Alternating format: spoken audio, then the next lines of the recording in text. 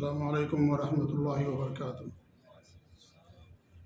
ان الحمد للہ نحمده ونستعینه ونستغفره ونعوذ باللہ من شرور انفسنا ومن سیئات اعمالنا من يهده الله فلا مضل له ومن يضلل فلا هادي له واشهد ان لا اله الا الله وحده لا شريك له واشهد ان محمدا عبده ورسوله يا أيها الذين آمنوا اتقوا الله حق تقاته ولا تموتن إلا وأنتم مسلمون يا أيها الناس اتقوا ربكم الذي خلقكم من نفس واحدة وخلق منها زوجها وبث منهما رجالا كثيرا ونساء واتقوا الله الذي تساءلون به والأرحام إن الله كان عليكم رقيبا يا أيها الذين آمنوا اتقوا الله وقولوا قولا سديدا يصلح لكم أعمالكم ويغفر لكم ذنوبكم ومن يطع الله ورسوله فقد فاز فوزا عظيما أما بعد فإن خير الحديث كتاب الله وخير الهدي هدي محمد صلى الله عليه وسلم وشر الأمور محدثاتها وكل محدثة بدعة وكل بدعة ضلالة وكل ضلالة في النار فأعوذ بالله السميع العليم من الشيطان الرجيم من همزه ونفخه ونفثه بسم الله الرحمن الرحيم يا أيها الذين آمنوا كتب عليكم الصيام كما كتب على الذين من قبلكم لعلكم تتقون وقال أيضا شهر رمضان الذي أنزل فيه القرآن هدى للناس وبينات من الهدى والفرقان فمن شهد منكم الشهر فليصم وقال رسول الله صلى الله عليه وآله وسلم من صام رمضان ایمانا واحتسابا غفر له ما تقدم من ذنبه ومن قام رمضان ایمانا واحتسابا غفر له ما تقدم من ذنبه ومن قام ليلة القدر ایمانا واحتسابا غفر له ما تقدم من ذنبه رواه الامام بخاری والامام مسلم فی صحیحہما۔ معزز سامعین و ناظرین، سامعات و مشاہدین و مشاہدات، چند دنوں کے بعد ماہ رمضان کا بابرکت مہینہ ہم پر سایہ فگن ہونے والا ہے۔ یہ مہینہ بڑا ہی عظیم مہینہ ہے، نیکیوں کا مہینہ ہے، اللہ کی رحمتوں کے نزول کا مہینہ ہے، گناہوں کی مغفرت کا، جہنم سے آزادی کا، غمخواری ہمدردی کا، صبر کا مہینہ ہے۔ وہ خوش نصیب بندے ہوتے ہیں جنہیں یہ مہینہ نصیب ہوتا ہے۔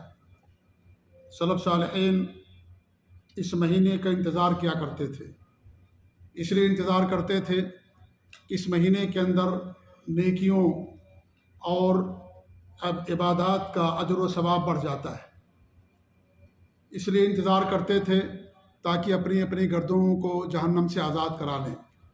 اللہ کے رسول صلی اللہ علیہ وسلم کی حدیث آپ فرماتے ہیں، جسے رمضان کا مہینہ ملے اور اپنے گناہوں کی مغفرت نہ کروا سکے، ایسے آدمی کے لیے تباہی اور بربادی ہو۔ اس لیے اس مہینے کا انتظار کرتے تھے کہ اللہ تعالیٰ اس مہینے ہماری گردنوں کو جہنم سے آزاد کر دے گا۔ یہ رمضان کا مہینہ جو آنے والا ہے بڑا ہی عظیم مہینہ ہے، بڑا ہی بابرکت مہینہ ہے۔ اس مہینے کی بہت ساری خصوصیات ہیں، بہت سارے فضائل اور مناقب ہیں، جنہیں آج کے درس میں انشاءاللہ مختصر طور پر ہم آپ کے سامنے بیان کرنے کی کوشش کریں گے۔ معزز بھائیو، جب رمضان کا مہینہ آتا ہے تو دیکھنے میں یہ آتا ہے کہ ہم میں سے اکثر لوگ اپنے گھروں کی صفائی کرتے ہیں، حالانکہ گھر سے زیادہ دل کی اور باطن کی صفائی کی ضرورت ہوتی ہے۔ آپ کا گھر گندا ہے لیکن آپ کا دل اگر صاف ہے، ستھرا ہے، دل میں کوئی گندگی نہیں ہے، کوئی نفرت اور عداوت اور حقد اور حسد اور بغض نہیں ہے، اللہ تعالیٰ ایسے لوگوں کی مغفرت کرتا ہے۔ تو گھروں کی صفائی سے زیادہ ہمیں اپنے دلوں کی صفائی پر دھیان دینا چاہیے۔ ہم میں سے بہت سارے لوگ گھروں کے اساس کو، سامان کو بدل دیتے ہیں، اپنے آپ کو نہیں بدلتے، اخلاق کو نہیں بدلتے۔ گھروں کے سامان بدل دینے سے ہماری مغفرت نہیں ہوگی۔ جب تک انسان اپنے آپ کو نہیں بدلے گا، اپنے اخلاق کو صحیح نہیں کرے گا، اپنے اخلاق نہیں بدلے گا، جب تک انسان کی مغفرت نہیں ہوگی۔ ہم ظاہری چیزوں پر بہت زیادہ توجہ دیتے ہیں، گھر کی پینٹنگ کراتے ہیں، گھر کی صفائی کراتے ہیں، اور اس طریقے سے پورے مہینے کا سامان لا کر کے خوردنوش کھانے پینے کی چیزیں لا کر کے اسٹور کر لیتے ہیں۔ کھانے پینے کی چیزوں کو اسٹور کرنے سے زیادہ ہمیں عبادات اسٹور کرنے کی ضرورت ہے، نیک اعمال اسٹور اور جمع کرنے کی ضرورت ہے۔ یہی نیک اعمال قیامت کے دن کام آئیں گے، یہ کھانے پینے کی چیزیں ہمارے لیے کام نہیں آئیں گی۔ اگر انسان کھانے پینے کی چیزوں کو اس لیے اکٹھا کرتا ہے تاکہ رمضان کے مہینے میں اسے زیادہ زیادہ نیک اعمال کرنے کا موقع ملے، تاکہ بازار نہ جائے اور پورے مہینے کو دن اور رات کو اللہ تعالیٰ کی عبادت میں صرف کرے، اچھی بات ہے۔ لیکن دیکھا یہ گیا ہے کہ ان سب کرنے کے باوجود بھی رمضان کے مہینے میں بھی لوگ باہر زیادہ وقت گزارتے ہیں اور باہر زیادہ اپنا وقت صرف کرتے ہیں۔ اس لیے میرے بھائیوں، یہ مہینہ بڑا ہی عظیم مہینہ ہے، نیکیوں کا، خیرات و برکات کا، گناہوں کی مغفرت کا، جہنم سے آزادی کا مہینہ ہے۔ اللہ تعالیٰ اپنے رحمت سے، اپنی مغفرت سے جن لوگوں کے لیے جہنم واجب ہو چکی ہے، اللہ تعالیٰ کو ہر چیز کا علم ہے۔ جب یہ مہینہ آتا ہے، اللہ ہر بار لوگوں کو جہنم سے آزاد کر دیتا ہے۔ یہ سوال پیدا ہوتا ہے ہمارے دل و دماغ میں، کچھ لوگوں نے سوال بھی مجھ سے کیا کہ ابھی جہنم تو فیصلہ نہیں کیا گیا ہے کہ کون جہنم کے اندر جائے گا، کون جنت کے اندر جائے گا۔ تو یہ جو کہا جاتا ہے کہ جہنم سے اللہ تعالیٰ لوگوں کی گردنوں کو آزاد کرتا ہے، تو اس کا معنی اور مطلب کیا ہے؟ تو اس کا معنی مطلب یہی ہے کہ اللہ تعالیٰ کو ہر چیز کا علم ہے، اللہ کو معلوم ہے کون جہنم کے اندر جائے گا، کون جنت کے اندر جائے گا۔ اللہ تعالیٰ اپنے علم کے مطابق جو آدمی جہنم کا مستحق ہوتا ہے، جب رمضان کا مہینہ آتا ہے تو اللہ تعالیٰ اس کی گردن کو جہنم سے اپنے فضل و کرم سے آزاد کر دیتا ہے۔ یعنی جب حساب و کتاب ہوگا تو جہنم کے اندر نہیں جائے گا بلکہ جنت کے اندر جائے گا، اللہ اس کے گناہ کو معاف کر دیتا ہے۔ کہ رمضان کا مہینہ میرے بھائیوں بڑا ہی عظیم مہینہ ہے، بڑا ہی بابرکت مہینہ ہے، لہذا ہمیں چاہیے کہ اس مہینے کا استقبال ہم معنوی طور پر کریں، توبہ کے ذریعے، استغفار کے ذریعے سے، عزم کے ذریعے سے، کہ جو گزشتہ مہینے یا گزشتہ رمضان میں جو خامیاں رہ گئی تھی، جن عبادات کی کمیاں رہ گئی تھی، ان تمام چیزوں کو ہم دور کریں گے اور ایک نئے عزم کے ساتھ رمضان کے بابرکت مہینے میں داخل ہو۔ ظاہری تیاری کی ضرورت نہیں ہے، ہمیں معنوی تیاری کی ضرورت ہے، ایسی تیاری جس سے اللہ تعالیٰ خوش ہو، اللہ رب العالمین کی رضا ہمیں مل جائے، اس تیاری کی ضرورت ہے۔ لہذا رمضان کا مہینہ آنے سے پہلے ہر انسان کے اندر عزم ہو کہ جو خامیاں رہ گئی تھیں، جو باتوں کے اندر کمیاں رہ گئی تھیں، اس مہینے کے اندر ہم ان کو دور کرنے کی کوشش کریں گے۔ انسان اس عزم کے ساتھ اس مہینے کے اندر داخل ہو، توبہ کرے، اللہ تعالیٰ کی طرف رجوع کرے، گناہوں کی مغفرت کے لیے اللہ کے دربار میں آئے۔ اللہ تعالیٰ فرماتا ہے وَإِنِّي لَغَفَّارٌ لِمَن تَابَ وَآمَنَ وَعَمِلَ صَالِحًا، جو توبہ کرتا ہے، ایمان لاتا ہے، نیک اعمال کرتا ہے، ہم اس کے گناہوں کو معاف کر دینے والے ہیں۔ اے لوگوں، اللہ کی رحمت سے مایوس نہ ہو، اللہ رب العالمین گناہوں کو معاف کرنے والا، تمام گناہوں کو اللہ تعالیٰ معاف کرنا چاہتا ہے، لیکن ہم اپنے گناہوں کو معاف نہیں کرواتے۔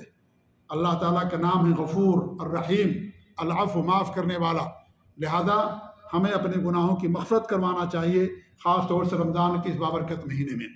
میرے بھائیوں، جب رمضان کا مہینہ آتا ہے تو جو مشاہدے میں ہے، جو تجربے میں ہے، وہ یہ ہے کہ لوگوں کی مختلف قسمیں ہوتی ہیں۔ ایک طبقہ ایسا ہمارے معاشرے میں، ہمارے ملکوں کے اندر خاص طور پر، کہ رمضان کا مہینہ آنے سے کوئی فرق نہیں پڑتا اس کے اوپر، جیسے رمضان سے پہلے تھا ویسے رمضان کے بعد بھی رہتا ہے، کوئی فرق نہیں پڑتا، نہ وہ نماز پڑھتا ہے، نہ روزہ رکھتا ہے، نہ قرآن کی تلاوت کرتا ہے، کوئی کام نہیں کرتا۔ ایسا بھی ہوتا ہے کہ اسے شاید پتہ ہی نہیں چل پاتا ہو کہ رمضان کا مہینہ آ گیا ہے۔ یہ طبقہ ہمارے معاشرے میں، ہمارے ملکوں کے اندر کثرت سے پایا جاتا ہے۔ آج صورتحال یہ ہے کہ لوگ دھڑلے سے روزہ نہیں رکھتے ہیں۔ پہلے کچھ احترام کرتے تھے رمضان کے مہینے کا، بڑے لوگوں کا، روزے داروں کا، آج کوئی احترام نہیں ہوتا ہے۔ ان کے سامنے لوگ بیڑی پیتے ہیں، سگریٹ پیتے ہیں، کھانا کھاتے ہیں، کوئی احترام نہ رمضان کا نہ بزرگوں کا کیا جاتا ہے۔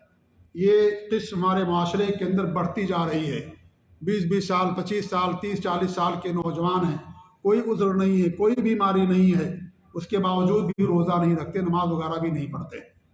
یہ نوجوانوں کا طبقہ کثرت سے اس طرف بھاگتا جا رہا ہے، اور اس طریقے سے جو مالدار لوگ ہیں، جنہیں اپنی بزنس سے، تجارت سے فرصت نہیں، جو سیاسی لوگ ہیں، سیاستداں، وہ لوگ عام طور پر یہ چیزیں ان کے یہاں پائی جاتی ہیں۔ میں ایسے لوگوں کے لیے ایک حدیث سنانا چاہتا ہوں۔ وہ حدیث سنن کبریٰ کی ہے اور صحیح ابن حبان کی ہے، اور امام البانی رحمۃ اللہ علیہ نے اس حدیث کو صحیح قرار دیا، سلسلہ صحیحہ کے اندر بیان کیا ہے۔ وہ کہتے ہیں، اللہ کے رسول صلی اللہ علیہ وسلم کی حدیث، ابو امامہ الباہلی رضی اللہ عنہ فرماتے ہیں، وہ کہتے ہیں کہ میں نے اللہ کے رسول صلی اللہ علیہ وسلم کو فرماتے ہوئے سنا کہ میں سو رہا تھا، میرے پاس دو فرشتے آئے اور دونوں میرے دونوں بازو کو دونوں نے پکڑ لیا اور مجھے ایک سخت اور مشکل پہاڑ کے پاس لے کر کے آئے اور کہنے لگے اس پہاڑ پر چڑھو۔ تو میں نے کہا میرے پاس اس پر چڑھنے کی طاقت نہیں ہے۔ دونوں فرشتوں نے کہا کہ ہم آپ کے لیے آسان کر دیں گے۔ جب میں پہاڑی پر چڑھا تو بڑی سخت آواز سنائی دینے لگی۔ میں نے کہا یہ کیسی آواز ہے؟ مجھ سے کہا گیا کہ جہنمیوں کی آواز ہے، یہ جو جہنم کے اندر جنہیں عذاب ہو رہا ہے ان لوگوں کی آواز ہے۔ پھر وہ دونوں مجھے آگے لے کر کے گئے تو میں نے کچھ لوگوں کو الٹا لٹکتے ہوئے دیکھا، ان کے جبڑے پھٹے ہوئے تھے اور ان کے جبڑوں سے ان کے منہ سے لگاتار خون بہ رہا تھا۔ میں نے کہا یہ کون لوگ ہیں؟ کہا یہ وہ لوگ ہیں جو وقت سے پہلے افطار کر لیا کرتے تھے۔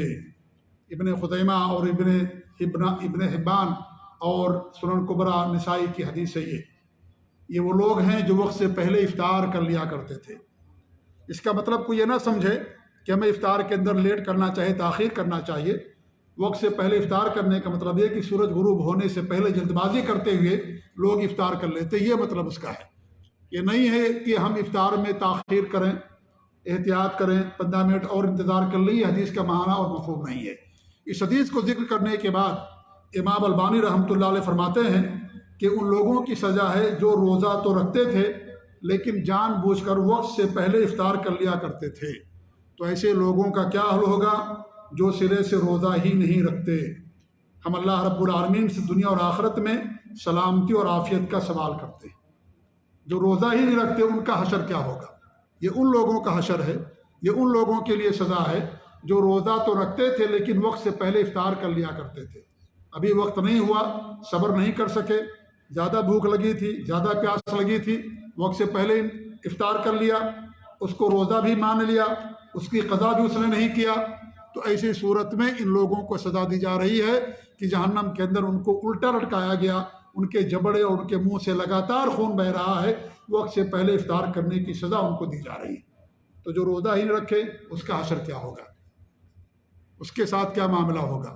روزہ اسلام کا چوتھا رکن ہے، اسلام کی عمارت اس کے اوپر قائم ہے۔ جو اس کی فرضیت کا انکار کر دے وہ مسلمان باقی نہیں رہتا، اسلام کے دائرے سے نکل جاتا ہے۔ اللہ کے رسول صلی اللہ علیہ وسلم کی حدیث ہے کہ اسلام کی بنیاد 5 چیزوں پر ہے۔ سب سے پہلے کلمہ شہادت کا اقرار کرنا، نمبر 2 دن اور رات میں 5 وقت کی نماز پڑھنا، نمبر 3 زکوٰۃ دینا، نمبر 4 رمضان کے روزے رکھنا، نمبر 5 بیت اللہ کا حج کرنا جس کے پاس استطاعت ہو۔ تو یہ اسلام کا رکن ہے چوتھا۔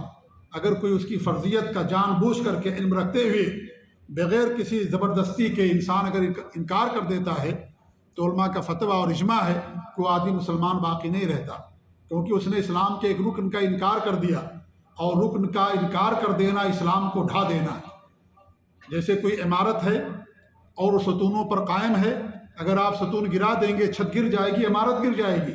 ایسے اسلام کی 5 عمارتوں، اسلام کے 5 ستون ہیں، ان ستونوں میں سے کسی ستون کا انکار کرنا اسلام کی عمارت کو ڈھا دینا، وہ اسلام کے دائرے سے نکل جاتا ہے جو انسان اس کی فرضیت کا جان بوجھ کر کے انکار کر دیتا ہے۔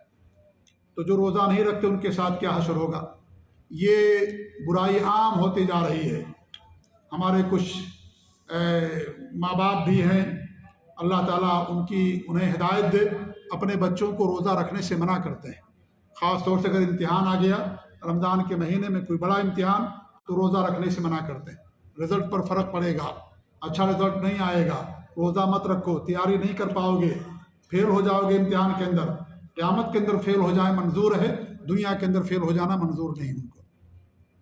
اگر اصل کامیابی آخرت کی کامیابی، جو وہاں امتحان میں کامیاب ہوگا وہ کامیاب ہو گیا۔ دنیا کے امتحان میں کامیابی اچھی بات ہے، لیکن یہ نہیں کہ دین کے نام پر، دین چھوڑ کر کے، نماز روزہ چھوڑ کر کے انسان اگر دنیا کماتا ہے اور دنیا میں کامیابی حاصل کرتا ہے، اس کامیابی کا کوئی فائدہ نہیں۔ یہ کامیابی صرف دنیا کے اندر رہ جائے گی۔ اور وقتی ہے کامیابی، اس کامیابی کا آخرت کے اندر کوئی فائدہ نہیں ہوگا۔ ایسے لوگوں کو اللہ تعالیٰ سے ڈرنا چاہیے۔ سلف صالحین اپنے بچوں کو روزہ رکھنے کی تلقین کیا کرتے تھے، تعلیم دیا کرتے تھے، اور کہتے تھے اگر آپ روزہ رکھو گے تو ہم آپ کو انعام دیں گے، قرآن ختم کرو گے آپ کو انعام دیں گے، اتنی حدیثیں یاد کرو گے، قرآن یاد کرو ہم آپ کو انعام دیں گے۔ یہ باقاعدہ ان کے لیے تحفے تحائف رکھا کرتے تھے۔ آج ہمارے یہاں کون نماز پڑھنے پر انعام دیتا ہے؟ کون قرآن یاد کرنے پر انعام دیتا ہے؟ ہمیں انعام ملتا ہے، لوگ دیتے انعام دنیاوی امتحان میں کامیابی پر، اس پر کامیاب ہو جائیں گے، سارے لوگوں کو دعوتیں دی جائیں گی، پارٹیاں دی جائیں گی، سب کے اس کے سارے دوست و احباب کو بلایا جائے گا، اور اس طریقے سے بڑے اور مہنگے سے مہنگے ہوٹل کے اندر مختلف قسم کی پکوان پکا کر کے لوگوں کو دعوتیں دی جاتی ہیں۔ لیکن کوئی قرآن کا حافظ بنے اور اس طریقے سے حدیثیں یاد کرے، دین پر قائم رہے، اس کے لیے کوئی پارٹی اور اس کا کوئی انسان اہتمام نہیں کرتا ہے الا ماشاء اللہ۔ تو کہنے کا مقصد یہ ہے کہ بچے ہماری گردنوں میں اللہ تعالیٰ کی امانت ہیں، ہمیں ان کی اچھی تربیت کرنی چاہیے، دین کی تربیت کرنی چاہیے۔ یہ رمضان کا مہینہ تربیت کا مہینہ ہے۔ علماء نے لکھا ہے کہ یہ مہینہ یونیورسٹی ہے، یہ مدرسہ اور اسکول نہیں ہے، کوئی ٹیوشن کلاس نہیں ہے، یہ یونیورسٹی ہے جہاں پر بچوں کی، بوڑھوں کی، پورے مسلمانوں کی تعلیم و تربیت دی جاتی ہے، زبان کی تربیت، صبر سکھایا جاتا ہے، صدقات و خیرات کرنے پر ابھارا جاتا ہے، اور دیگر عبادات، ایمان، توحید اور سنت، تمام چیزوں کی پریکٹس کرائی جاتی ہے، تمام چیزوں کی تعلیم دی جاتی ہے، تربیت دی جاتی ہے۔ لہذا رمضان کا مہینہ بڑا ہی بابرکت اور عظیم مہینہ ہے۔ ایسے لوگوں کو اللہ تعالیٰ سے خوف کرنا چاہیے، اللہ سے ڈرنا چاہیے کہ اللہ تعالیٰ کے یہاں جب حساب و کتاب ہوگا، قیامت کے دن وہ کیا جواب دیں گے۔ اللہ کی نعمتوں میں پلتے ہیں، اللہ کی نعمتوں میں رہتے ہیں، لیکن اللہ کی دی ہوئی عبادت کا انکار کرتے یا اس پر عمل نہیں کرتے۔ تو ایک طبقہ تو یہ ہے جو دنیا دار طبقہ ہے، جسے روزے نماز سے کوئی اس کو سروکار نہیں ہے، اور رمضان کا مہینہ آیا اور مہینے آئے گزر گئے، کوئی فرق نہیں پڑتا ہے۔ سب سے برے لوگ ہیں یہ۔ ایک وہ طبقہ ہے رمضان کا مہینہ آتا ہے، روزہ رکھ لیتے لیکن نماز نہیں پڑھتے، یا تو پورے مہینہ کا روزہ رکھ لیں گے یا چند دنوں کا روزہ رکھ لیں گے لیکن نماز نہیں پڑھتے۔ بہت نماز پڑھیں گے تو جمعہ کی نماز، عید بقرعید کی نماز، لیکن اور 5 وقتہ نماز نہیں پڑھتے۔ ایسے بھی لوگ ہمارے معاشرے کے اندر پائے جاتے ہیں کہ قطعاً نماز نہیں پڑھتے، روزہ رکھ لیں گے لیکن نماز نہیں پڑھیں گے، ایسے بھی لوگ پائے جاتے ہیں۔ میرے بھائیوں، روزے زیادہ اہم نماز ہے۔ روزہ اسلام کا چوتھا رکن ہے۔ اگر آپ روزہ نہیں رکھ سکتے، آپ بیمار ہو گئے ہیں، دائمی بیماری ہے، بوڑھے ہو گئے ہیں، آپ روزہ نہ رکھیے، بعد میں روزے کی قضا کر دیجیے۔ مسافر پر روزہ فرض نہیں ہے، بیمار پر روزہ فرض نہیں ہے، اگر روزہ رکھنے کی طاقت نہیں ہے وہ بعد میں روزے کی قضا کر لے، اگر بیماری دور ہو جائے۔ اگر بیماری دور نہیں ہوئی، دائمی بیماری ہے، وہ روزے کی قضا کرنے کے بجائے ہر دن کے بدلے ایک مسکین کو کھانا کھلا دے۔ لیکن نماز کسی بھی صورت میں معاف نہیں ہے۔ آپ مسافر ہوں تو بھی معاف نہیں، آپ گھر پر ہوں تو بھی معاف نہیں، کسی بھی صورت میں۔ سب سے پہلے عبادات میں نماز کا حساب لیا جائے گا۔ اگر نماز درست نکل گئی، تمام چیزیں درست ہو جائیں گی۔ تو اہم چیز روزے سے کہیں زیادہ اہم کیا ہے؟ نماز ہے میرے بھائیوں۔ نماز اسلام کا دوسرا رکن ہے۔ ایک بندے مومن سے نماز چھوڑنے کا تصور ہی محال ہے، نہیں تصور کیا جا سکتا کہ مومن بھی ہو، مسلمان ہو، نماز نہ پڑھنے والا۔ اللہ فرماتا ہے سورہ مدثر کے اندر کہ جب جنتی جنت کے اندر چلے جائیں گے تو لوگ پوچھیں گے ہم تمہارے ساتھ رہتے تھے، ہم جنت میں، تم جہنم کے اندر کیوں؟ ساتھ اٹھنا بیٹھنا، ساتھ کھانا پینا، ایک جگہ کام کرتے تھے، ایک کمپنی میں کام کرتے تھے، ایک جگہ اٹھتے بیٹھتے تھے، ہم جنت کے اندر، تم جہنم کے اندر کیوں؟ ما سلککم فی سقر، کس چیز نے تم کو جہنم میں داخل کر دیا، جہنم میں کیوں چلے گئے؟ سب سے پہلا ان کا جواب کیا ہوگا؟ لم نک من المصلین، ہم نماز نہیں پڑھتے تھے۔ یہ کافروں کے بارے میں نہیں ہے، یہ مشرکوں کے بارے میں نہیں ہے جو اصلی مشرک ہیں۔ نماز مسلمان پڑھتا ہے، یہ مسلمانوں کی بات ہو رہی ہے۔ لم نک من المصلین، ہم نماز نہیں پڑھتے تھے، پہلا جواب ان کا یہی ہوگا۔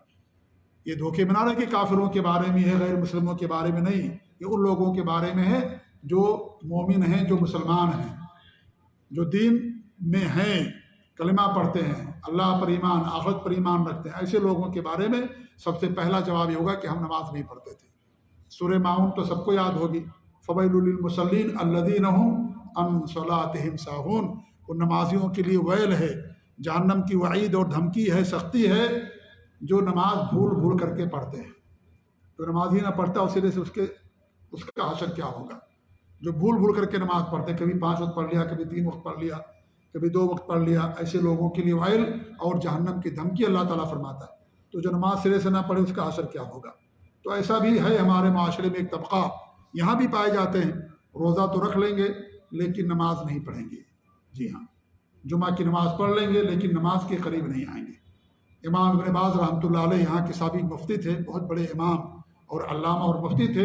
ان سے لوگوں نے سوال کیا کہ ایک بندہ نماز نہیں پڑھتا لیکن روزہ رکھتا ہے پابندی کے ساتھ، تو انہوں نے کہا کہ کوئی فائدہ نہیں ہے روزہ رکھنے کا جو نماز نہ پڑھتا، کیونکہ نماز نہ پڑھنے والا کفر کا کام کر لیتا ہے۔ اس لیے نماز نہ پڑھنا، روزہ نہ رکھنا، روزہ رکھنے سے اس کو کوئی فائدہ نہیں ہوگا جو نماز نہ پڑھتا ہو۔ تو ایسے لوگوں کے لیے، ایسے لوگوں کو اللہ سے ڈرنا چاہیے کہ جو روزہ تو رکھتے ہیں لیکن نماز کی پابندی نہیں کرتے۔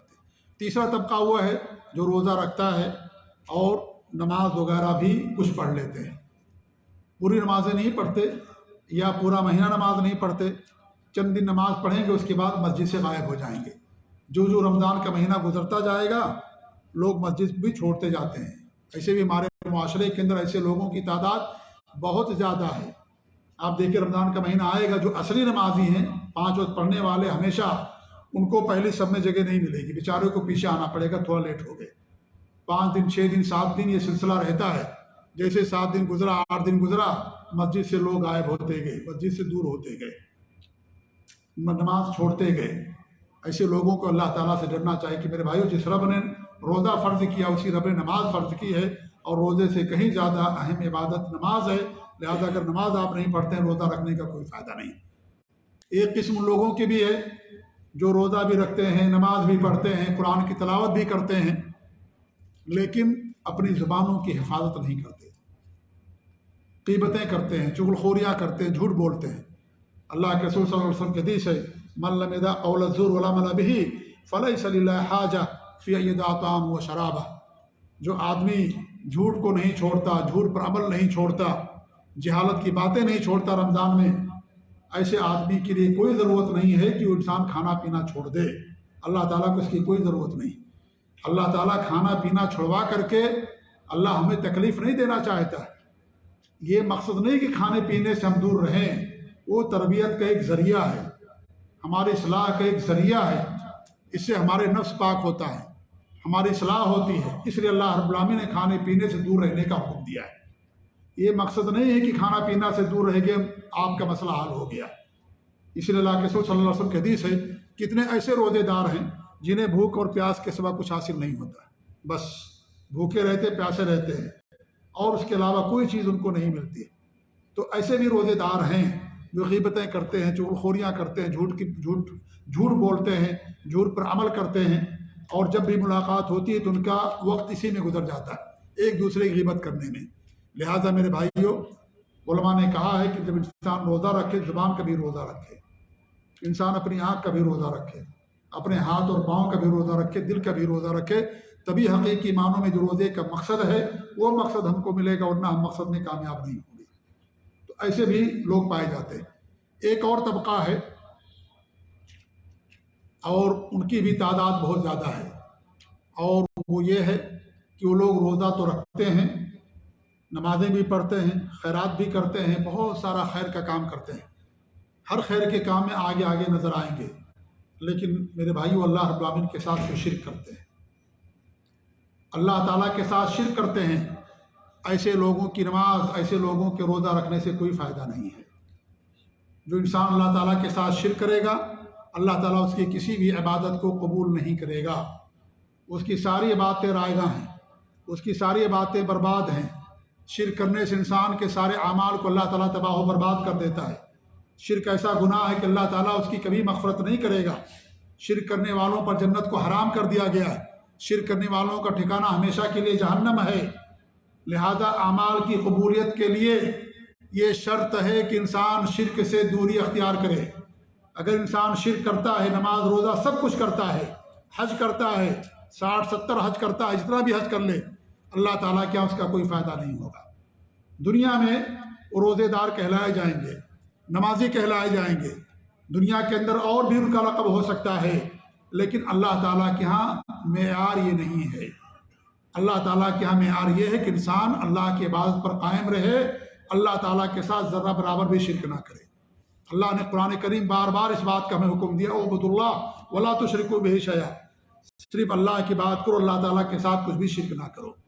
ہمارے معاشرے میں دنیا کے اکثر حصے میں ایسے لوگوں کی تعداد کم نہیں ہے، وہ اللہ رب العالمین کے ساتھ شرک بھی کرتے ہیں، روزہ بھی رکھتے ہیں پابندی کے ساتھ، تہجد بھی پڑھتے ہیں، نماز بھی قائم کرتے ہیں، پڑھتے ہیں، اور دیگر عبادات کرتے ہیں، لیکن وہ اللہ تعالیٰ کے ساتھ شرک کرتے ہیں۔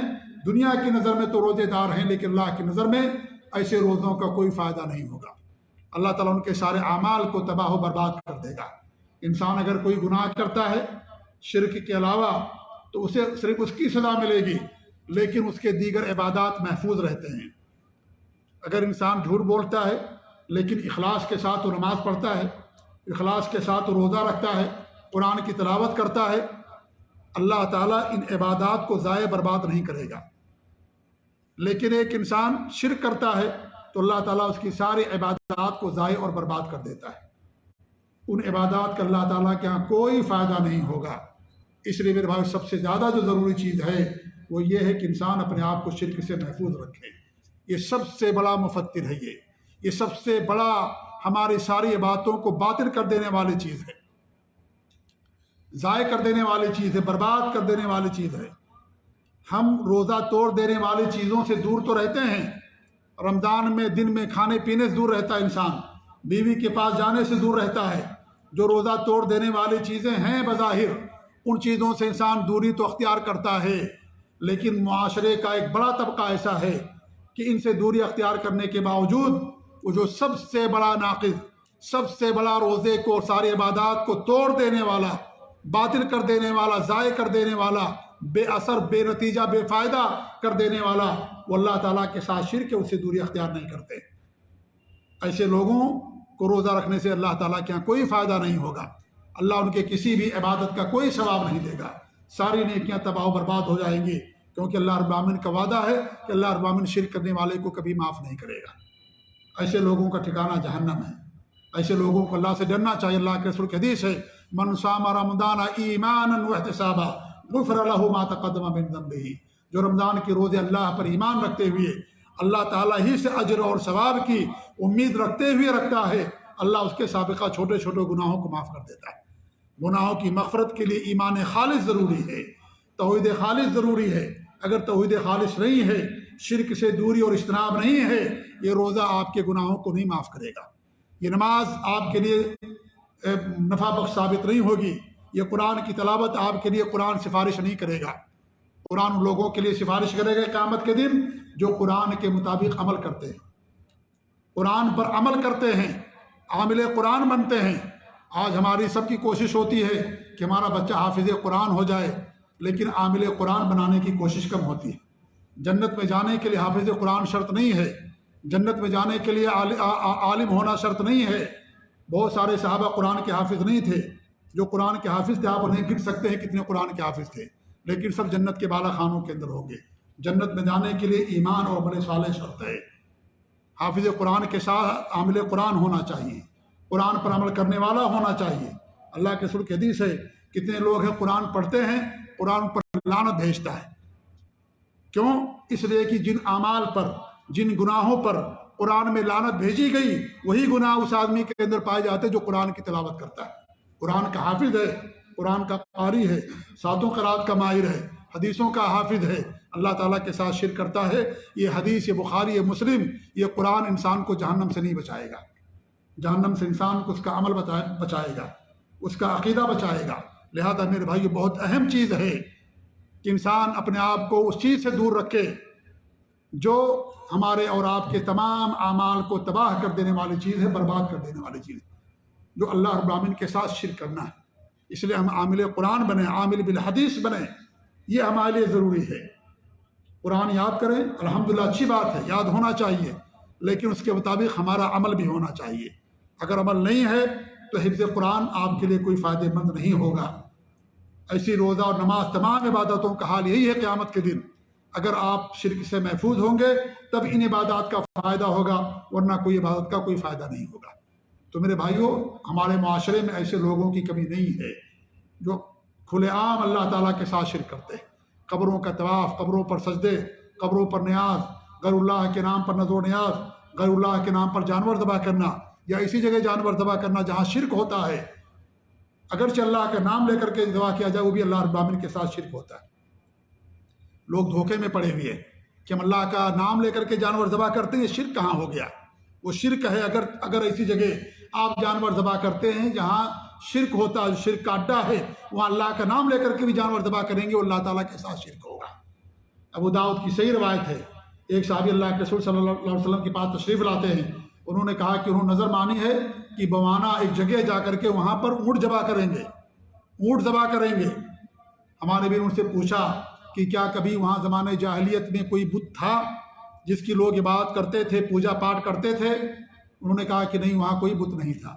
پھر ہمارے نبی نے پوچھا کہ کیا وہاں غیر مسلموں کا، مشرکوں اور کافروں کا کوئی مذہبی میلہ اور عید ہوتی تھی یا ہوتی ہے؟ کہا کہ نہیں، وہ چٹیل میدان ہے، بیابان ہے، صحرا ہے، وہاں کچھ ایسا نہیں ہوتا ہے۔ تو ہمارے نبی نے کہا اوفی بے نظرک، جاؤ اپنی نظر کو پوری کرو۔ سوال یہ کہ ہمارے نبی نے دو سوال کیوں کیا تھا ان سے؟ کیا وہ صحابی اللہ کا نام چھوڑ کر کے کسی غیر اللہ کے نام پر جانور ذبح کرتے؟ کیا صحابی اللہ تعالیٰ کے ساتھ شرک کر سکتا ہے؟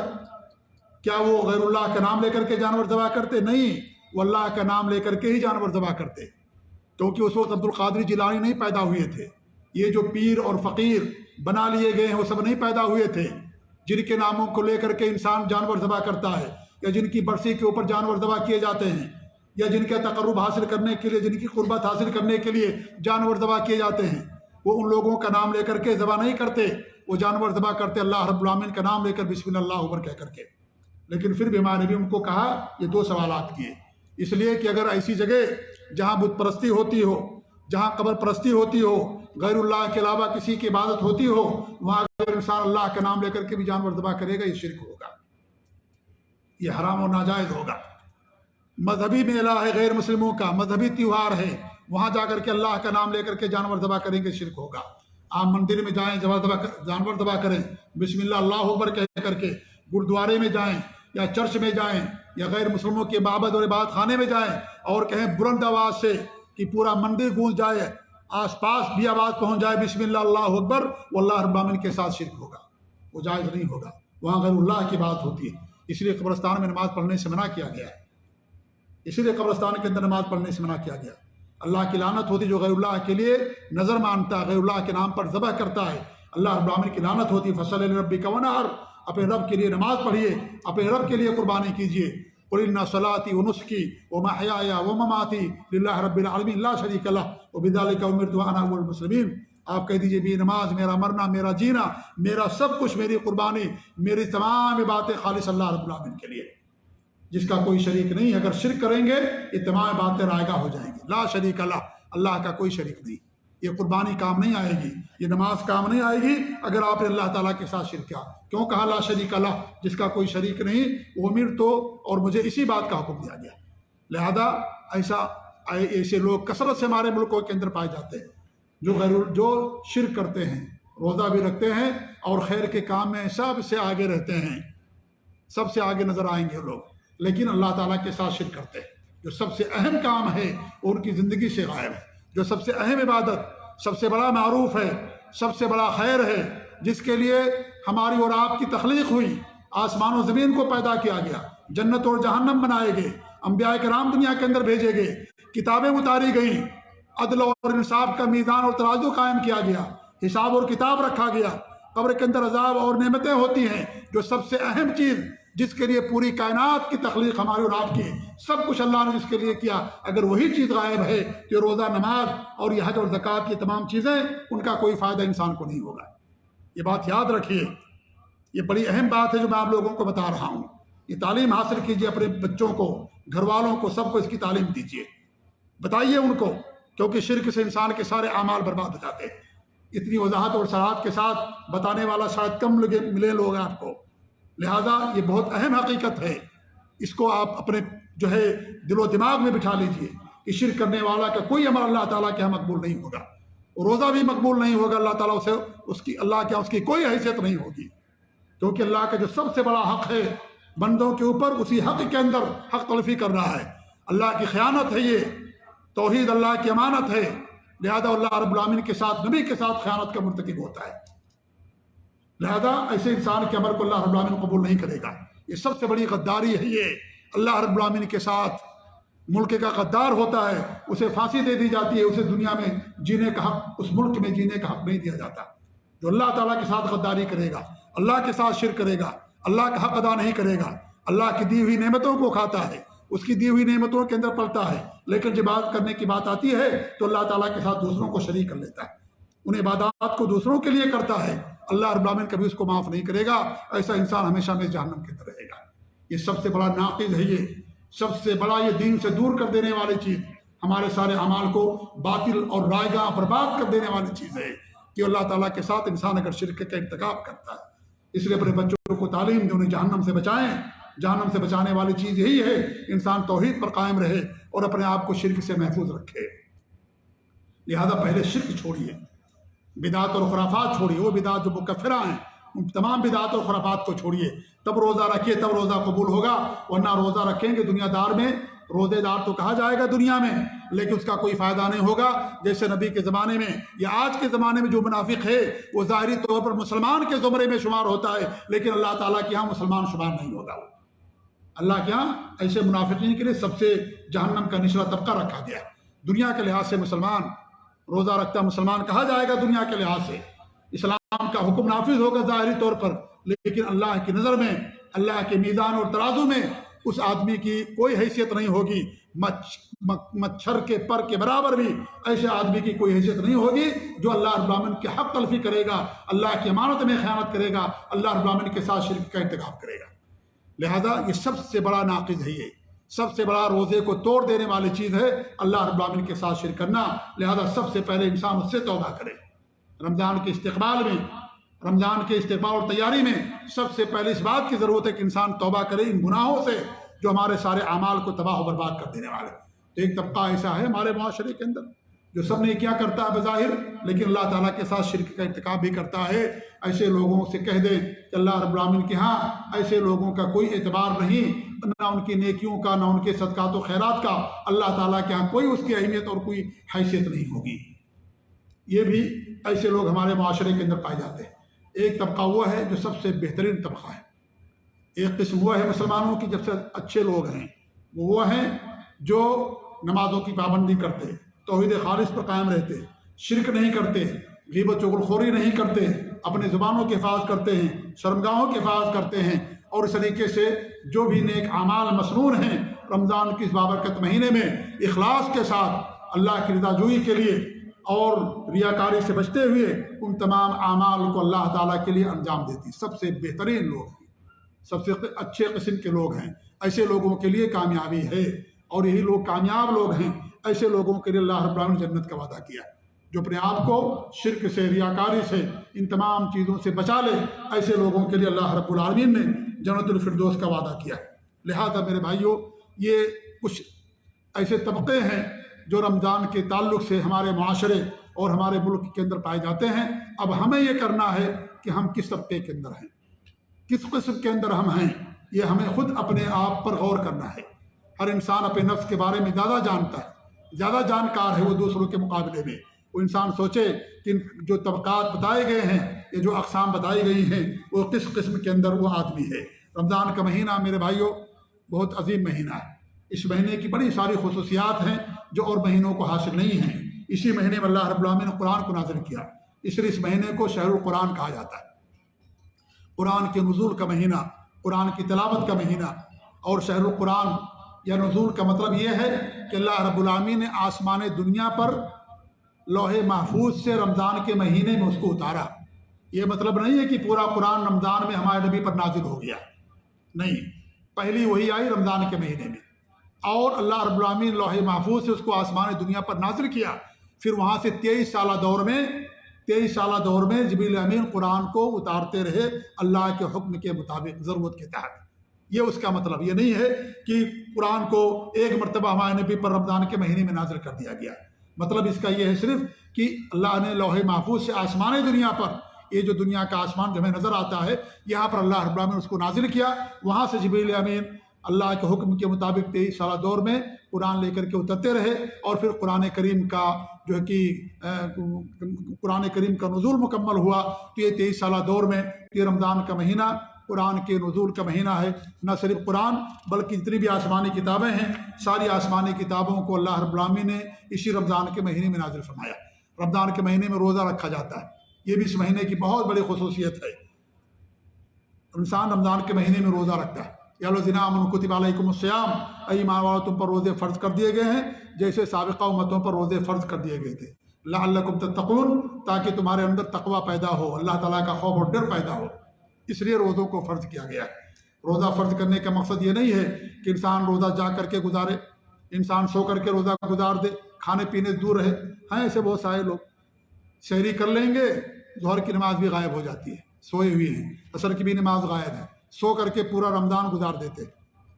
بھائی رمضان کا مہینہ بڑا عظیم مہینہ ہے، اکثر جنگیں رمضان کے مہینے پیش آئی تھی، غزوہ بدر اسی مہینے کے اندر پیش آئی، غزوہ فتح مکہ اسی مہینے کے اندر پیش آئی، اور غزوہ تبوک اسی مہینے کے اندر پیش آئی رمضان کے مہینے میں۔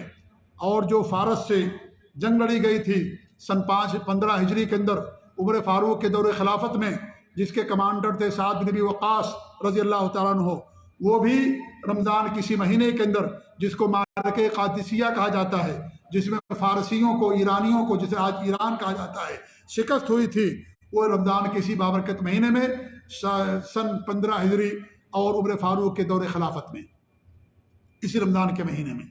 تو رمضان سونے کا مہینہ نہیں ہے، ہم نے اس کو سونے کا، کھانے پینے کا مہینہ بنا دیا۔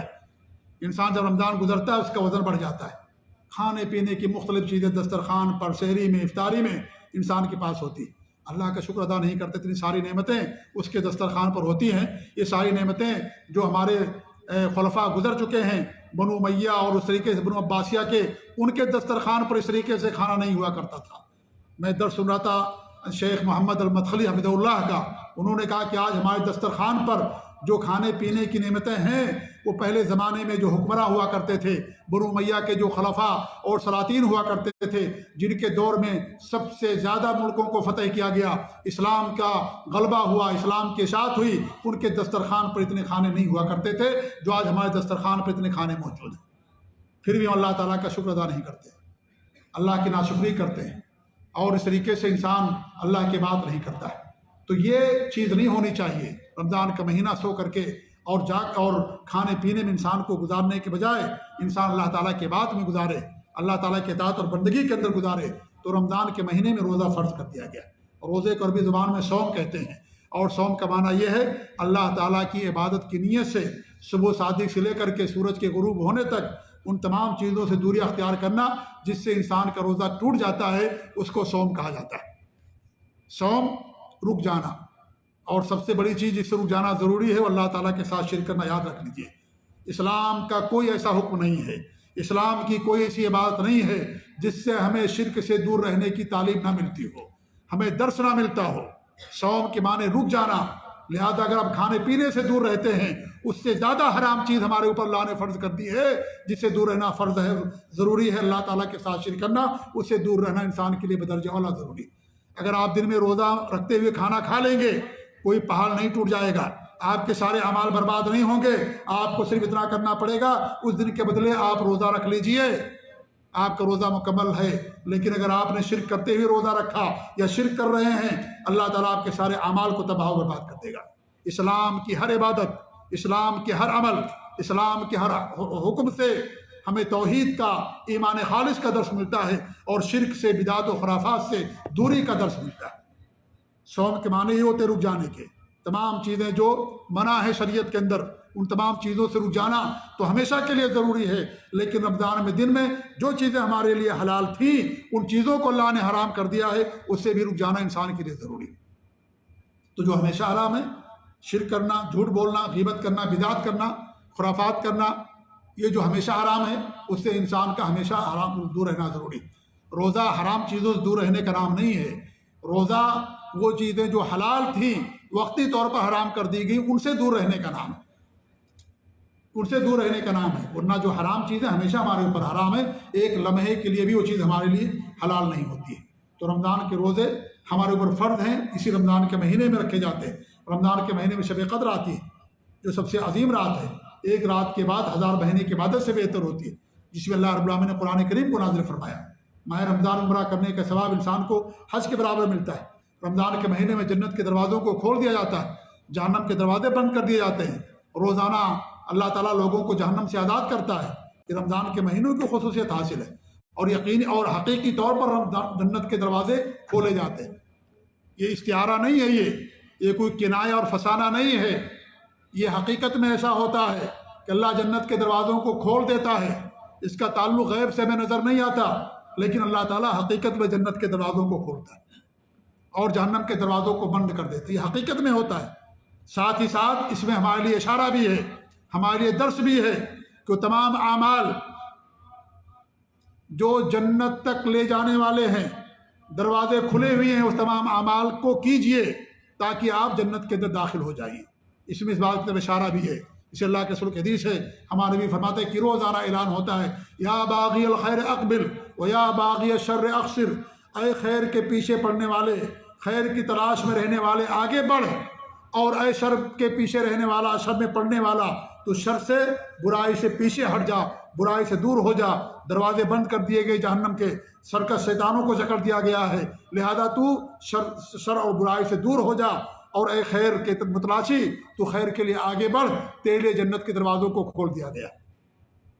یہ اس بات کی طرف اشارہ ہوتا ہے، ورنہ یہ نہیں کہ جنت کے دروازے نہیں کھلتے ہیں، کھلتے ہیں، حقیقت میں کھلتے ہیں۔ نبی کی حدیث ہے، افتح ابواب الجنہ، جنت کے دروازے کھولے جاتے ہیں۔ واضح طور پر یہ چیز ہوتی ہے، لیکن اس کا تعلق غیب سے، اس پر ہمارے لیے ایمان لانا ضروری ہے۔ یہ کیسے ہوتا ہے ہم نے نہیں دیکھا، غیبیات سے متعلق ایمان اور تسلیم ہونا چاہیے۔ ہمارے عقل کے اندر وہ بات آئے نہ آئے، اس کا ماننا انسان کے لیے ضروری ہے۔ تو یہ چیز ہوتی ہے کہ رمضان کے دروازوں کو اللہ تعالیٰ کھول دیتا ہے، رمضان میں جنت کے دروازوں کو۔ ہمارے کچھ بھائی کہتے ہیں بھائی کہ انسان رمضان کے مہینے میں جب شیطان جکڑ دیا جاتا ہے تو پھر گناہ کیوں کرتا ہے انسان، کیوں گناہ ہوتا ہے؟ ایک بات تو یہ ہے کہ تمام شیطانوں کو نہیں جکڑا جاتا ہے، ان شیطانوں کو جکڑا جاتا ہے جو سرکش ہوتے ہیں، جو کے سردار ہوتے ہیں، ان کو جکڑا جاتا ہے۔ اور جو چھوٹے چھوٹے شیاطین ہیں، چیلے ہیں، وہ باقی رہتے ہیں، کھلے رہتے ہیں، وہ بھی انسان کو دھوکہ دیتے ہیں، نمبر 1۔ نمبر 2، کیا گناہ کرنے کے لیے صرف شیطان ہی ہوتا ہے؟ اور بھی چیزیں ہوتی ہیں جس سے انسان گناہ کرتا ہے۔ انسان کے اندر نفس امارہ موجود ہے جو انسان کو برائی کا حکم دیتا ہے، اس کی پیروی انسان کرتا ہے، شہوات کی پیروی کرتا ہے، اس انسان گناہ کا ارتکاب کرتا ہے۔ نمبر 3، برے لوگوں کی صحبت، برے لوگوں کی صحبت میں انسان رہتا ہے تو برے لوگوں کو دیکھ کر کے بھی انسان برائی کام کرتا ہے۔ اس لیے صرف ایک نہیں ہے کہ شیطان جکڑ دیا گیا تو انسان کیوں گناہ کرتا ہے، صرف شیطان نہیں ہے، گناہ کرنے کے لیے بہت سارے اس کے اسباب اور ذرائع ہیں، اور انسانوں میں بھی شیطان ہوتے ہیں۔ جہاں شیطان ہوتے ہیں جنوں میں، جن کو آگ سے پیدا کیا گیا، وہیں انسانوں کے اندر بھی شیاطین ہوتے ہیں، اور یہ اس شیطان سے بھی زیادہ خطرناک ہوتے ہیں۔ اس لیے اچھے لوگوں کی صحبت اختیار کیجیے، نیک لوگوں کے ساتھ رہیے، موحدین کے ساتھ رہیے، جو شریعت کے ملتزم ہیں، پابند ہیں، ان کے ساتھ رہیے۔ جو شرک کرنے والے، بدعت خرافات کرنے والے، ایسے لوگوں کے ساتھ نہ رہیے۔ ایسے لوگوں کے ساتھ رہیں گے وہ تمہیں شرک کی اور بدعت اور خرافات کی راستے پر لگائیں گے۔ موحدین اور جو منہج سلف صالحین پر قائم رہنے والے ہیں، ان کے ساتھ آپ رہیں گے تو خود وہ صحیح عقید اور منہج پر رہیں گے، اور آپ کو بھی برے عقیدے سے دور رکھیں گے، اور سلف صالحین کے عقید اور منہج پر آپ کو قائم رکھیں گے۔ اس لیے صحبت بہت اچھی چیز ہے میرے بھائیوں، بہت اچھی چیز ہے صحبت۔ یہ انسان کی صحبت انسان کو برا بنا دیتی ہے اگر برے انسان کی صحبت ہے۔ اس لیے ہمارے نبی نے فرمایا، عطر فروش کی مثال دی اچھی صحبت کی۔ عطر بیچنے سے اگر بیچنے والے کے ساتھ آپ دوستی رکھیں گے، آپ اس کے ساتھ جائیں گے، آپ کو خوشبو ملے گی۔ لیکن اگر وہیں آپ کسی لوہار سے دوستی کرتے ہیں، آپ اس کے بھٹی پر جائیں گے تو اس کی بھٹی سے دھواں نکلے گا، چنگاریاں نکلیں گی، آپ کو تکلیف ہوگی، آپ کے کپڑے کو بھی جلائے گی اور آپ کے جسم کو بھی جلائے گی، آپ کو دھواں آنکھ میں آئے گا، آپ کو تکلیف ہوگی۔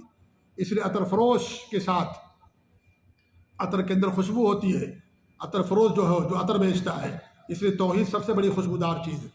توحید سے بڑی کوئی خوشبودار چیز نہیں ہے میرے بھائیوں، توحید سب سے اہم چیز ہے۔ یہ ایسے لوگوں کے ساتھ ہی دوستی بنا کر کے رکھو جو موحدین ہیں، سلف صالحین کے نقش قدم پر چلنے والے ہیں، ان کے ساتھ رہیے۔ اور برے لوگوں کی صحبت چھوڑیں گے تبھی انسان برائی سے دور رہ پائے گا۔ اس لیے بہت ہی زیادہ اور اس پر ہمیں توجہ دینے کی ضرورت ہے۔ کتنے لوگ برے لوگوں کی صحبت میں جانے کی وجہ سے شکار کر لیے گئے اور برائی کرنے لگے، صحیح منہج چھوڑ دیا، یا اس طریقے سے شرک کرنے لگے، یا شرک کرنے والے تھے اچھے لوگوں کی صحبت میں آئے، بدعات اور شرک کو چھوڑ دیا۔ اس لیے اچھی صحبت بہت ضروری ہے کہ انسان اچھی صحبت کے اندر رہے۔ اس لیے شریعت کے اندر ہمیں اس کا حکم دیا گیا ہے۔ اللہ کے رسول حدیث ہے فَلْيَنْظُرْ إِلَىٰ مَنْ يُخَالِلُهُ، آپ کس کو دوست بناتے ہیں اس کو دیکھ لو کہ وہ تمہارے دوست کے لائق بھی ہے کہ لائق نہیں ہے، وہ کیسا ہے وہ دوست۔ لہذا اچھے لوگوں کو ہم دوست بنائیں، اچھے لوگوں کے ساتھ رہیں۔ تو یہ رمضان کے مہینے کے اندر شیطانوں کو اللہ تعالیٰ جکڑ تو دیتا ہے، لیکن اور بھی دیگر اسباب ہیں، ذرائع ہیں، جس کی وجہ سے انسان گناہ کا کام کرتا رہتا ہے۔ روزے کی میرے بھائیوں بڑی فضیلت ہے۔ روزہ ڈھال ہے۔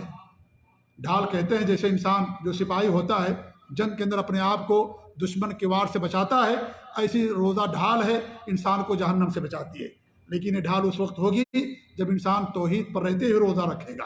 اس لیے ابو امامہ الباہلی رضی اللہ تعالیٰ عنہ نے ہمارے نبی سوال کیا کہ ایسا عمل بتائیے جو ہمیں جنت کے اندر داخل کر دے، تو آپ نے کہا علیک بالصوم فإنہ لا مثل لہ، تم روزہ رکھو کیونکہ روزہ جیسی کوئی عبادت نہیں ہے۔ ابو امامہ الباہلی کون ہے؟ یہ صحابی رسول ہیں، موحد ہیں، متبع سنت ہیں۔ توحید اور اتباع سنت کے بعد ہمارے نبی نے فرمایا روزہ رکھو، روزہ جیسی کوئی اہم عبادت نہیں ہے۔ لہذا روزہ ڈھال کب بنے گا؟ یہ اس وقت ڈھال بنے گا جب انسان توحید پر ہوگا، اتباع سنت ہوگی، اس کے بعد شرک اور تمام چیزوں سے جو ہمارے اعمال کو برباد کر دینے والی ہیں ان چیزوں سے دوری اختیار کرے گا، تب جا کر کے روزہ اس کے لیے ڈھال بنے گا۔ ورنہ پھر نہ سمجھے کہ بھائی اللہ کے رسول نے فرما دیا روزہ ڈھال ہے، جو روزہ رکھتے سب کے سب جنت کے اندر چلے جائیں گے۔ ایسا نہیں ہے۔ پوری زندگی روزے میں گزار دینے والا، ہر عمل کرنے والا بھی جہنم کے اندر جائے گا اگر اس توحید خالص پر نہیں ہے۔ وہ ہمارے نبی نے فرمایا جو انسان مدینے کے اندر جس کی وفات ہوتی ہے اس کے لیے میری سفارش حلال ہو جاتی ہے۔ مدینے مرنے والے ہر آدمی کے لیے ہمارے نبی سفارش نہیں کریں گے، اس کے لیے سفارش کریں گے توحید خالص پر ہوگا۔ حضرت ابو ہریرہ رضی اللہ عنہ نے سوال کیا کہ من اسعد الناس بشفاعت کے یوم القیامہ، اے نبی قیامت کے دن آپ کی شفاعت کا حقدار وہ سعادت مند انسان کون ہوگا جس کے لیے آپ قیامت کے دن سفارش کریں گے؟ آپ نے کیا فرمایا؟ من قال لا الہ الا خالصا بقلبہ، جو اخلاص کے ساتھ، خلوص دل کے ساتھ لا الہ الا کہتا اس کے لیے میری سفارش حلال ہوگی۔ اخلاص کے ساتھ کہنے کا مطلب یہ ہے کہ صرف زبان سے اقرار نہیں کیا، زبان سے اقرار کرنے کے بعد اس نے عمل بھی کیا۔ یہ عمل انسان کے ایمان کو بتاتا ہے۔ اگر آپ کے پاس نیک عمل ہوگا تو نیک ایمان بھی ہوگا۔ اگر ایمان کا دعویٰ کرے عمل نہیں ہے تو آپ کے پاس ایمان کی بھی کمی ہے، ایمان نہیں انسان کے پاس۔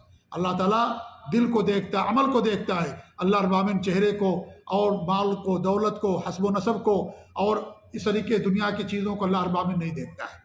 تو کہنے کا مقصد یہ ہے کہ روزہ بڑی فضیلت والا عمل ہے، لیکن یہ فضیلت اس وقت اس آدمی کو حاصل ہوگی، یہ تو ہے فضیلت والا، لیکن آدمی کے اندر قصور ہوگا۔ اگر آدمی کے اندر توحید نہیں اور وہ دان شرک کرنے والا ہے تو اس فضیلت سے اس کو کوئی فائدہ حاصل نہیں ہوگا۔ کیا مدینے کے اندر منافقین نہیں تھے اللہ کے رسول کے زمانے میں؟ کیا ہمارے نبی قیامت کے ان کے لیے سفارش کریں گے؟ نہیں سفارش کریں گے۔ منافقوں کا سردار تھا عبداللہ بن ابی بن سلول، مر گیا، نبی نے جنازے کی نماز پڑھی، اس کے قبر میں اترے، اپنا جبہ دے دیا، لعاب بھی دے دیا، لیکن کوئی فائدہ نہیں ہوگا، جہنم کے نچلے طبقے کے اندر رہے گا۔ دنیا کے لحاظ سے مسلمان تھا، اللہ کی نظر میں مسلمان نہیں تھا۔ اس لیے ہم اللہ کی نظر میں مسلمان بنیں۔ دنیا کی نظر کے ساتھ ساتھ زیادہ ضروری ہمارا یہ ہونا چاہیے کہ ہم اللہ کی نظر میں مسلمان ہوں۔ اللہ کی نظر میں مسلمان وہی ہے جو موحد ہے، مشرک نہیں ہے۔ مشرک اللہ کی نظر میں مسلمان نہیں ہے، وہ مومن نہیں اللہ تعالیٰ کی نظر میں۔ میں بار بار یہ بات کیوں کہتا ہوں؟ اس لیے کہ جو بات اہم ہوتی ہے اسے جتنا بھی بیان کیا جائے وہ کم ہوتا ہے۔ پورا قرآن توحید ہے، پورے قرآن میں شرک کی دعوت ملے گی۔ ایک ایک آیت کے اندر آپ قرآن پڑھیے، ہر جگہ آپ کو پیغام ملے گا، درس ملے گا۔ نبی کی حدیثیں پڑھیے، ہر جگہ یہ پیغام اور درس ملے گا۔ اس لیے ہمیشہ پیغام ہی دیتے ہیں۔ اسی بات کو ہمارا اول و آخر یہی ہوتا ہے، یہی اول و آخر ہمارا ہے۔ توحید پر قائم رہیے، شرک سے دوری اختیار کیجیے، سلف صالحین کے منہج اور عقیدے پر قائم رہیے، ورنہ روزہ نماز یہ تمام چیزیں آپ کے لیے کچھ فائدہ مند نہیں ہوں گی۔ یہ اللہ رب العالمین کے وعدہ، اللہ کا فرمان ہے، نبی کا فرمان ہے۔ یہ میں اپنی طرف سے کوئی بات نہیں کہتا۔ تو میرے بھائیوں، یہ اللہ تعالیٰ کے بات کے لیے صبح صادق سے لے کر کے سورج کے غروب ہونے تک کھانے پینے والی چیزوں سے رک جانے کا نام روزہ ہے، اور اللہ کے بات کی نیت سے خالص اللہ کے لیے ہونی چاہیے عبادت۔ اگر ریاکاری کے لیے ہے، دکھاوے کے لیے ہے یا کوئی اور مقصد ہے تو اللہ تو انسان روزے دار نہیں ہے۔ اور نیت کا مطلب یہ زبان سے ادا کرنا نہیں ہوتا ہے۔ ہمارے کچھ بھائی لوگ کیا کرتے ہیں، بلکہ اکثر لوگ روزے کی نیت کرتے زبان سے، نویت نصوم غدا للہ سبحانہ و تعالیٰ، میں نیت کرتا ہوں روزہ رکھنے کی اللہ کے واسطے کل کا روزہ، زبان سے انسان کہتا، غلط ہے میرے بھائی، یہ بدعت ہے، یہ گمراہی انسان کو جہنم کے اندر لے جانے والی بدعت ہے۔ یہ آپ کا سحری کرنا، ابھی سے ہر انسان کا عزم ہے روزہ رکھنے کا، آپ کا سحری کے لیے اٹھنا اس وقت جب انسان عام طور پر سویا رہتا ہے، یہی دلیل ہے کہ آپ روزہ رکھیں گے۔ آپ کو زبان سے کہنا غلط ہے یہ، اور کوئی بھی عبادت ہو اس کو زبان سے نیت ادا کرنا یہ دین کے اندر نئی چیز ہوتی ہے، بدعت اور گمراہی ہے۔ اللہ تعالیٰ کو ہماری نیتوں کا علم ہے، زبان سے کہنے کی ضرورت نہیں ہے کہ میں نیت کرتا ہوں نماز پڑھنے کی، روزہ رکھنے کی، زکوٰۃ دینے کی، عمرہ کرنے کی، حج کرنے کی، فلاں کام کرنے کی، نہیں۔ لبیک اللہم عمرۃ یہ نیت نہیں ہے، یہ عمرے میں داخل ہونے کی دعا ہے۔ یہ جیسے نماز میں داخل ہونے کی دعا اللہ اکبر، آپ لوگ آتے ہیں مسجد میں نماز کی نیت سے آتے ہیں، لیکن نماز میں کب داخل ہوں گے؟ جب کہیں گے اللہ اکبر۔ ایسے ہی آپ جاتے ہیں میقات پر عمرے کی نیت سے، کوئی بغیر نیت سے عمرہ کرنے کے لیے میقات پر نہیں جاتا ہے، لیکن عمرے کے بعد وہ کب داخل ہوں گے؟ جب کہیں گے لبیک اللہم عمرۃ۔ یہیں سے لوگوں کو مغالطہ ہو گیا، یہیں سے لوگوں کو دھوکہ لگ گیا کہ لبیک اللہم عمرۃ ہمارے بھی نیت کیا تھا، نہیں، یہ نیت نہیں ہے، یہ عمرے میں داخل ہونے کی دعا ہے۔ جیسے اللہ اکبر سے نماز کی شروعات ہوتی ہے، ایسے عمرے کی شروعات لبیک اللہم عمرۃ سے ہوتی ہے اور بال کٹانے پر ختم ہو جاتی ہے۔ جیسے نماز اللہ اکبر سے شروع ہوتی ہے، السلام علیکم پر ختم ہوتی ہے۔ نماز کو تکبیر تحریمہ کہا گیا، اس کو بھی احرام کہا جاتا ہے، کیونکہ کہنے کے بعد آپ پر کچھ چیزیں جو پہلے حلال تھی اب حرام ہو گئی۔ جیسے آپ نے اللہ اکبر کہا، جو کچھ چیزیں آپ کے لیے پہلے حلال تھی اب حرام ہو گئی، کھانا پینا، بات چیت حرام نماز میں۔ ایسے ہی احرام باندھنے کے بعد یہ چیزیں آپ خوشبو نہیں لگا سکتے، ناخن نہیں کاٹ سکتے، بال نہیں کاٹ سکتے، ساری چیز آپ کے اوپر حرام ہے، پہلے حلال اب حرام ہو گئی۔ تو لبیک اللہم عمرۃ نیت نہیں ہے۔ تو کچھ لوگ نیت کرتے زبان سے کہتے ہیں، میرے بھائیوں یہ بدعت ہے، اور اللہ کی عبادت کی شروعات بدعت سے مت کیجیے، روزے کی شروعات بدعت سے نہ کیجیے، نماز کی شروعات بدعت سے مت کیجیے۔ کتنے بھائی لوگ ہیں نماز کی شروعات ہی اسی بدعت سے کرتے ہیں، سلام پھیر دیں گے پھر بدعت شروع، بسم اللہ سر پر ہاتھ رکھ کر کے یا قوی یا متین، پتہ نہیں کیا کیا لوگ کہتے رہتے ہیں۔ لہذا اپنی عبادتوں کو بدعت سے بچائیے، وہی بات قبول ہوگی جو نبی کے طریقے پر ہوگی۔ سب سے بہتر طریقہ نبی صلی اللہ علیہ وسلم کا طریقہ ہے، آپ کے طریقے کو چھوڑ کر کے کوئی دوسرا طریقہ اپنایا جائے گا اللہ تعالیٰ اسے قبول نہیں کرے گا۔ تو رمضان کا مہینہ یہ روزوں کا مہینہ ہے، اور روزہ یہ بہت ہی زیادہ اہم عبادت ہے۔ روزہ قیامت کی سفارش کرے گا، قرآن بھی سفارش کرے گا۔ روزہ رکھنے والوں کے اللہ رب العالمین نے باب الریان بنا رکھا ہے، جس سے وہی لوگ داخل ہوں گے جو روزہ رکھتے ہیں۔ لہذا رمضان کا بابرکت مہینہ میرے بھائیو ہمارے اوپر سایہ پھگن ہونے والا ہے، اور اس کا مقصد یہی ہے کہ ہم اللہ کا تقوی ہمارے دلوں کے اندر پیدا ہو۔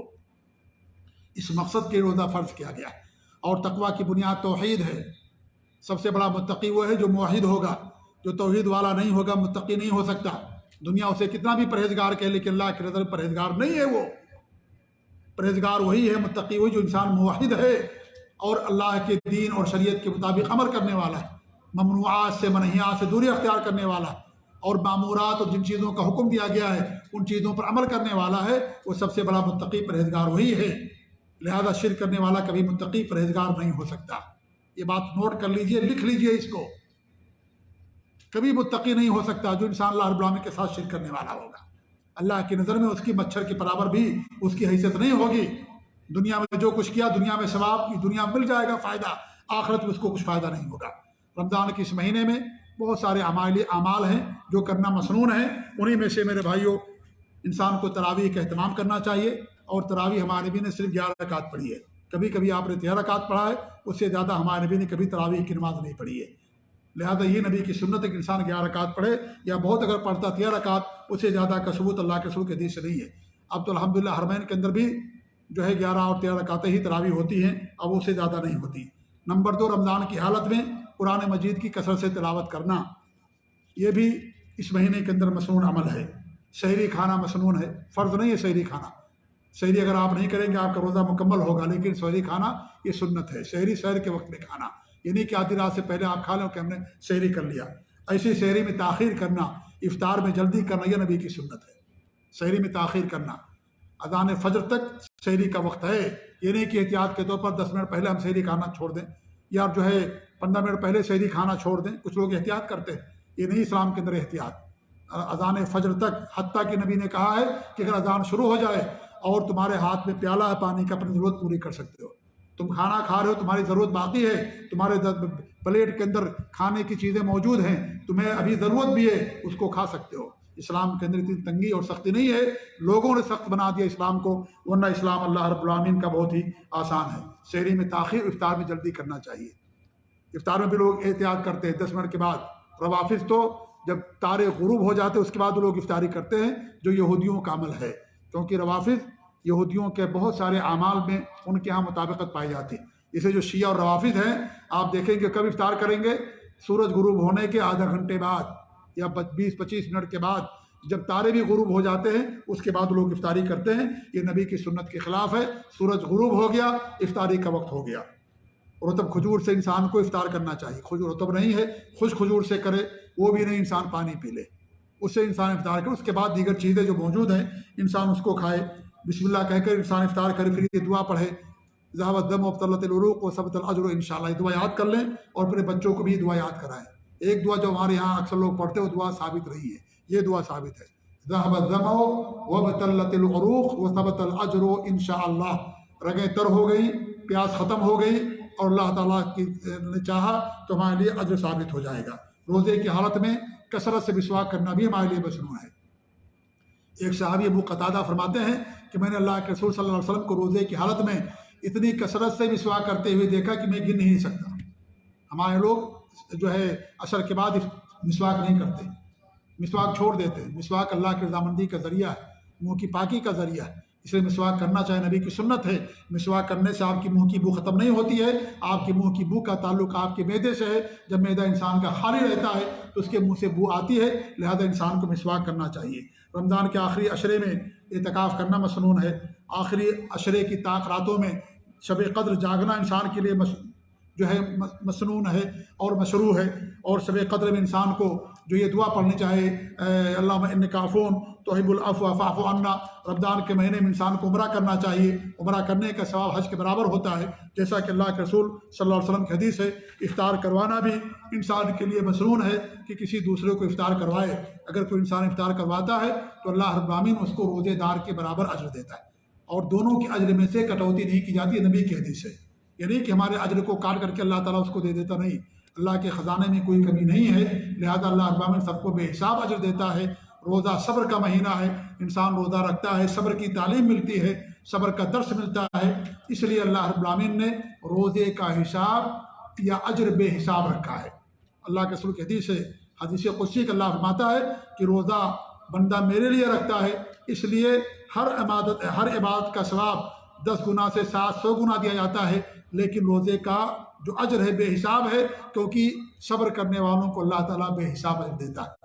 اللہ کا فرمان انما یوفی الصابرون اجرهم بغیر حساب، جو صبر کرنے والے اللہ تعالیٰ ان کو بغیر حساب کے اجر دیتا ہے۔ تو یہ صبر کا مہینہ ہے، مواسات کا، صدقات و خیرات کا، غمخواری کا، قرآن کی تلاوت کا، نیک اعمال کا، عبادات کا، اللہ کی اطاعت کا، نبی کی سنتوں پر عمل کرنے کا مہینہ ہے، توبہ کرنے کا مہینہ ہے، اور جہنم سے آزادی کا مہینہ ہے۔ لہذا اس مہینے کا ہم استقبال کریں، توبے کے ساتھ، استغفار کے ساتھ، دعا کے ساتھ، رجوع کے ساتھ، کہ اللہ کی طرف ہم رجوع کریں تاکہ اللہ تعالیٰ ہمارے گناہوں کو معاف کر دے۔ اللہ سے دعا کہ اللہ رب العالمین ہمیں رمضان کا مہینہ نصیب فرمائے۔ اللہ تعالیٰ ہمیں رمضان کے مہینے میں نیک اعمال کرنے کی توفیق دے، گناہوں سے محفوظ رکھے، تمام سنتیں نیک اعمال جس مہینے کے اندر مسنون ہیں اخلاص کے ساتھ اللہ تعالیٰ ہم سب کو عمل کرنے کی توفیق دے، آمین۔ وصلی اللہ علیہ محمد وعلی آلہ وصحبہ اجمعین، وجزاکم اللہ خیر، والسلام علیکم ورحمۃ اللہ وبرکاتہ۔